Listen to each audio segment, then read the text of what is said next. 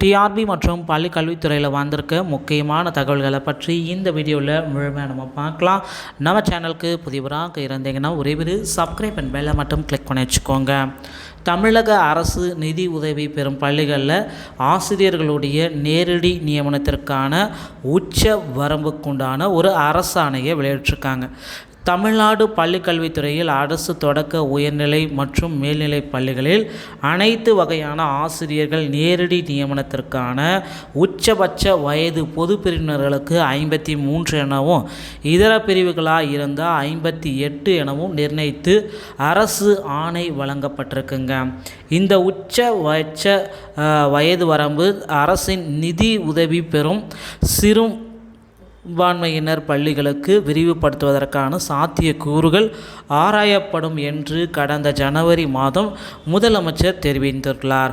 அவருடைய அறிவிப்பினை செயல்படுத்தும் விதமாக பள்ளிக்கல்வி இயக்குனர் கருத்துருவினை கவனமுடன் ஆய்வு செய்து பள்ளிக்கல்வித்துறையின் கீழ் உள்ள அரசு பள்ளிகளில் அனைத்து வகையான ஆசிரியர்களும் நேரடி நியமனத்திற்கான உச்ச வயது வரம்பு மாற்றி அமைக்கப்பட்டு ஆணையிடப்பட்டுள்ளதுங்க.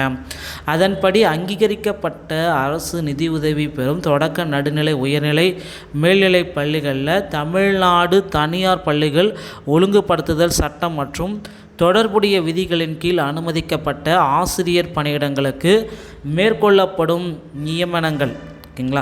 உச்ச வயது வரம்பினை பொது பிரிவினர்களுக்கு 53 இதர பிரிவுகளுக்கு 58 மாற்றப்படும் என்றதை ஒரு அரசாணை மூலமாக நமக்கு தெரிவிச்சிட்டாங்க. ஸோ தனியார் பள்ளிகளிலும் இதுதாங்க இந்த வயது வரம்பு வரைக்கும் எடுத்துக்கலாம் அப்படின்ற மற்றும் அரசு உதவி பெறும் பள்ளிகள்லையும் இதை கொண்டு வரலாம் அப்படின்றத ஒரு முடிவு பண்ணிட்டாங்க. ஸோ பொறுத்திருந்து நம்ம பார்க்கலாம் அடுத்தடுத்து பள்ளிக்கல்வித்துறையில் என்னென்ன மாற்றங்கள் நிகழுதுன்றது.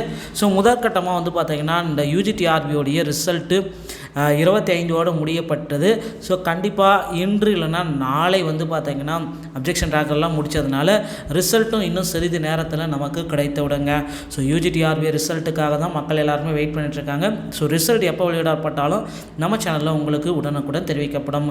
ஸோ அடுத்து பார்த்திங்கன்னா நீங்கள் எல்லாருமே எதிர்பார்த்த இந்த 400 டெட் ஆசிரியர்களுக்குண்டான பணி நியமனத்திற்குண்டான ஒரு இறுதி தீர்ப்பும் இன்று வெளியாக இருக்குங்க.